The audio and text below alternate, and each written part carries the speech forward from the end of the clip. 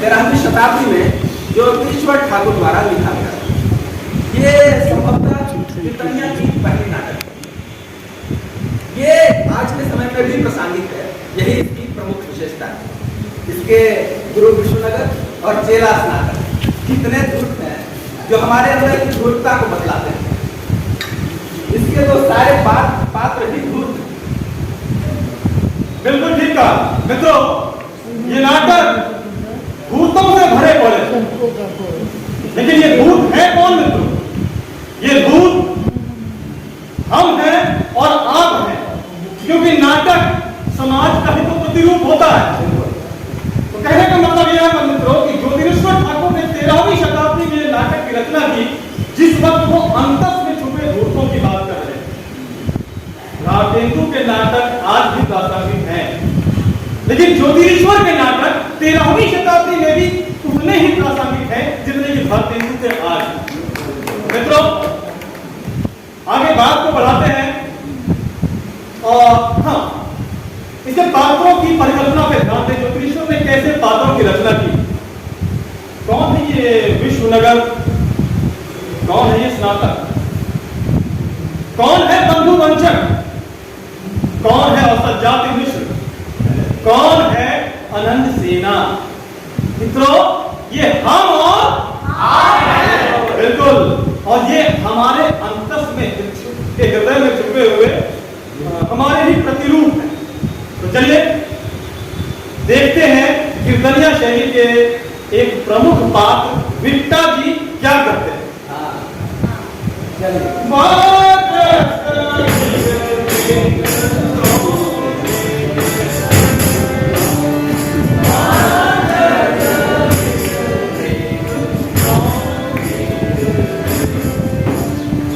नमस्कार करे छी अहाँ सबके।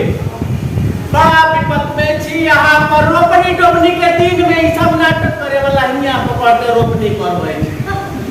अब की कहूँ, वह घर में हमार बच्चा यही तो की खलाई ले गेले तो की खलाई पैसा देना ही खाए के चंदा देखो जाती के दिन चंदा करके खाए के जब हमारा ए बाबू साहब, जितना जल्दी नाटक होवे उतना जल्दी नाटक करके हमारा छुट्टी दे दे भाई ना से। हम जल्दी घर जाओ, वो रोपनी डोबनी के दिन होई ठीक बात। अरे जाओ ना, पैसा लेके दे तुम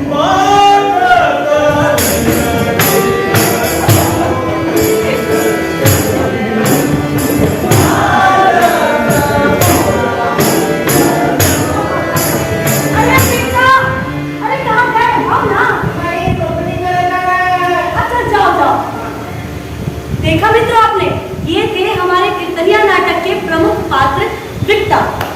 संस्कृत नाटक के विदूषक से ये मिलते जुलते हैं, लेकिन ये थोड़े खास है।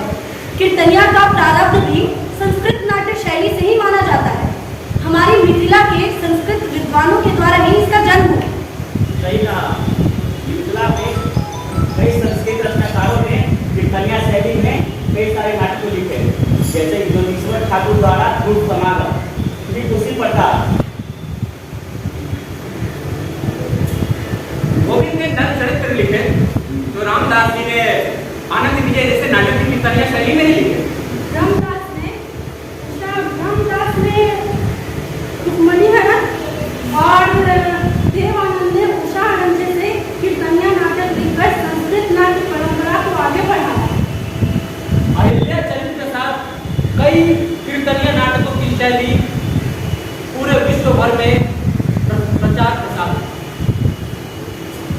हम सब लोग यहाँ इकट्ठा हुए हैं अपनी लोक नाट्य शैली कीर्तनिया के पुनर्जागरण के लिए।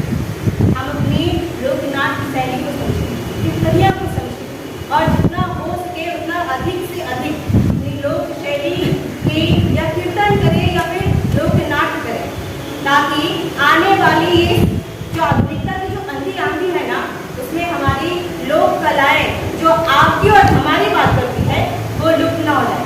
तभी सही मायनों में हम अपनी लोक संस्कृति को बचा पाएंगे, उसकी रक्षा कर पाएंगे, यानी कि हम अपनी रक्षा कर पाएंगे।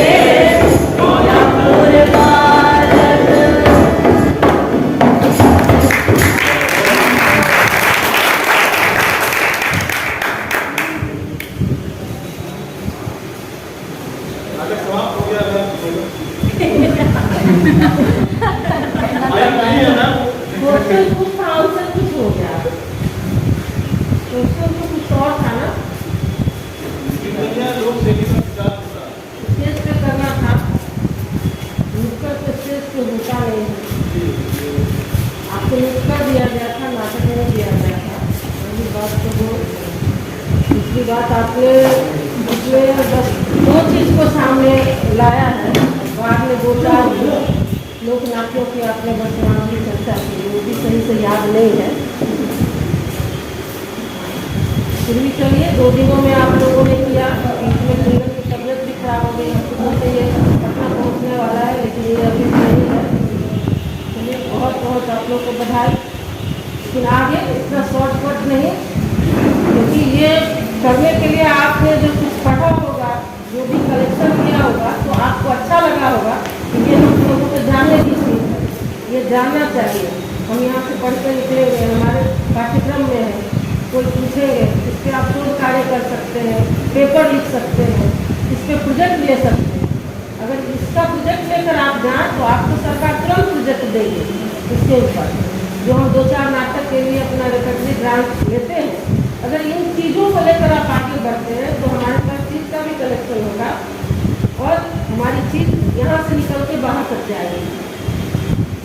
मुख्य समागम के लिए मैथिली स्क्रिप्ट को हिंदी में करना, हिंदी में ढूंढना, ठीक वही सटीक शब्द जो मैथिली में उसका अर्थ वो हिंदी में निकल के आए।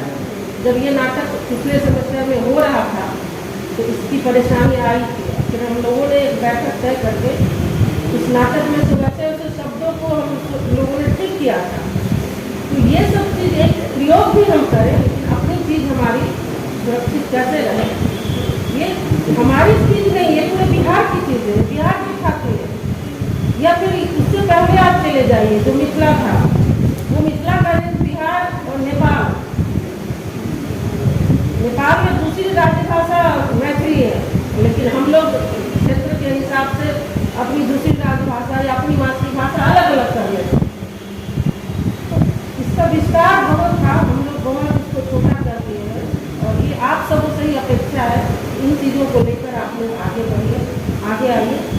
बहुत बहुत अच्छा लगा कि आप लोग के 2 दिन का प्रयास जब इतना कर सकता है तो आप लोग बहुत कुछ कर सकते हैं।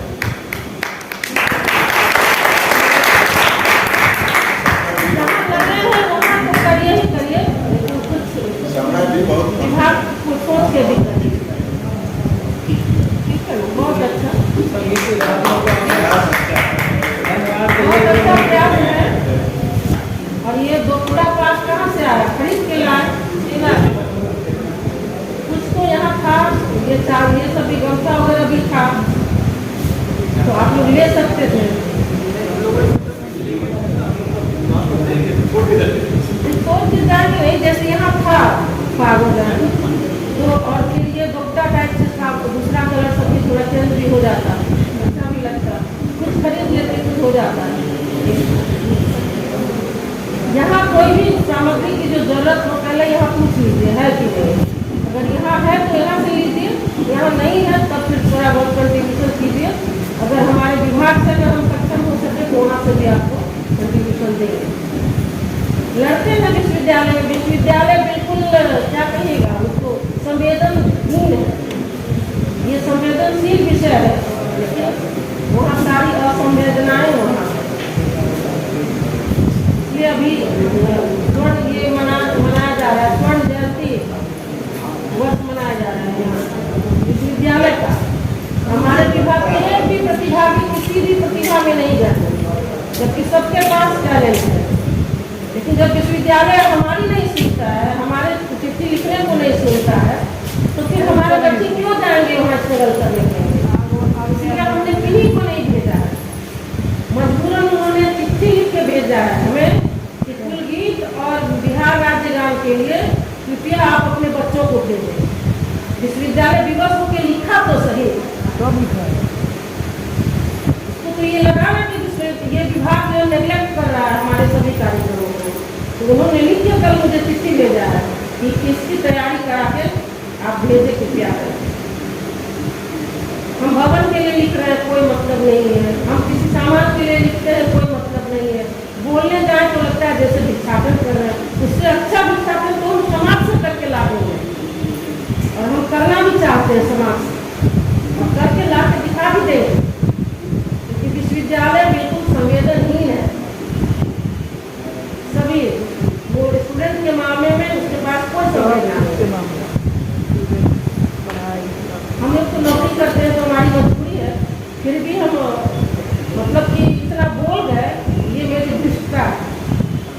विश्वविद्यालय या विभाग से एंगल